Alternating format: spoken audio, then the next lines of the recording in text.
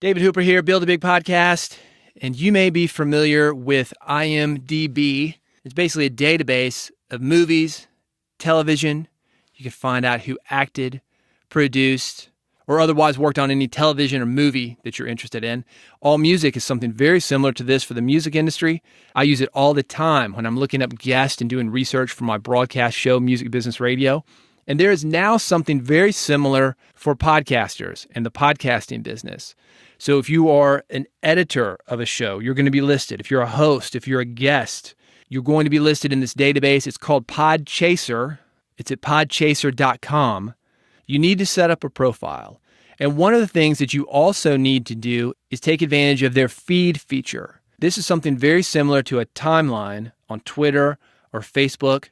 You go to your Podchaser feed, and you can see where the people you follow, where they have guested, the episodes they have produced, other things that they've been involved with.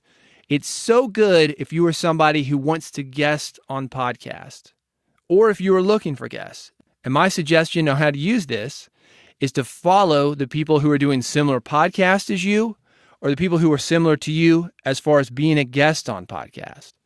Then you go to your feed on Podchaser, you can see what they're doing. Podcaster X was on Podcast A. Well, go to Podcast A, get yourself that guest slot. Or Podcast A interviewed guest B. Maybe Podcast A is something similar to you. Go get an interview with guest B. He might make a great interview for your podcast. This thing is in beta. It's not open to the public, but I got an access key for you, man. I'm getting you hooked up. When you go to Podchaser, use the code BIGPODCAST, all lowercase, one word, BIGPODCAST, and they will give you early access to it. It's a great time to get in because like AllMusic, like IMDB, you want to be listed here. Podchaser, their business model is they're going for Google. They want to be on the first page of Google for any number of related searches. You can be part of that.